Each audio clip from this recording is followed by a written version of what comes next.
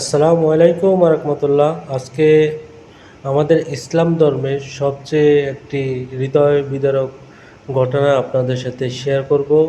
ভিডিওটা যে যেখান থেকে দেখতেছেন প্লিজ সবাই আগে ভিডিওটা শেয়ার করবেন। যারা এখন চ্যানেলটিকে সাবস্ক্রাইব করেন নাই আগে সাবস্ক্রাইব করে দিয়ে পাশে থাকবেন। ভিডিওটা শেষ পর্যন্ত দেখার অনুরোধ রইল সবার কাছে। আপনারা জানেন বছরের আরবি বছরের প্রথম মাসই হয় মুহররমের মাস। আর এই মুহররম মাসে আমাদের প্রিয় নবীজি হযরত মুহাম্মদ সাল্লাল্লাহু আলাইহি সাল্লামের আদরের নাতি দু নয়নের মণি কলিজার টুকরা ইমাম হুসাইনকে এই মুহররম মাসেই কারবালা ময়দানে শহীদ করা হয়েছে। ইমাম হুসাইনের স্মরণে পুরো এক মাসব্যাপী ইরানে এই অনুষ্ঠানটি তারা পালন করে আসছে কয়েকশো বছর ধরে।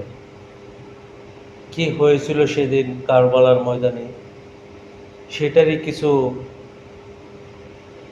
ইরানবাসী তার কিছু অনুভব করে সেটা ধারণ করে আমাদেরকে দেখাচ্ছে। আপনারা দেখতেছেন একজন ব্যক্তি ঘোড়াতে চড়ে আসতেছে আর আরেকজন গলা গাঢ় নিচে করে নিয়ে আসতেছে। সেম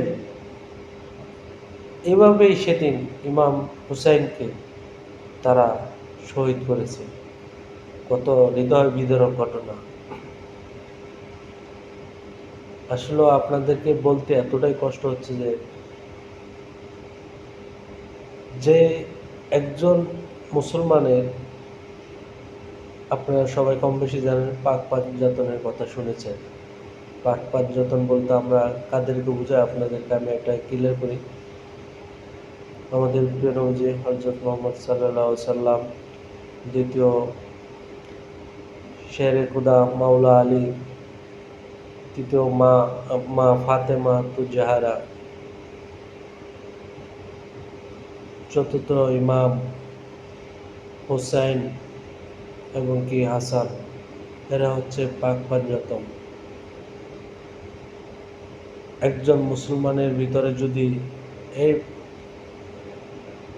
এই পাক পাঞ্জাতনের ভালোবাসা না থাকে তাহলে আপনি যতই আলেম হন বা আপনি কোরআনের হাফেজ হন, কোনো লাভ হবে না।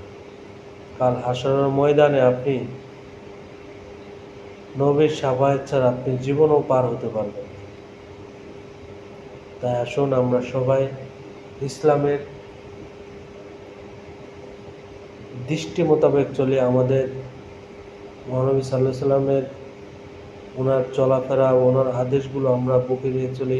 ইমাম হাসান, ইমাম হুসাইন, মাওলা আলী, মা ফাতেমাতুজ জাহরা।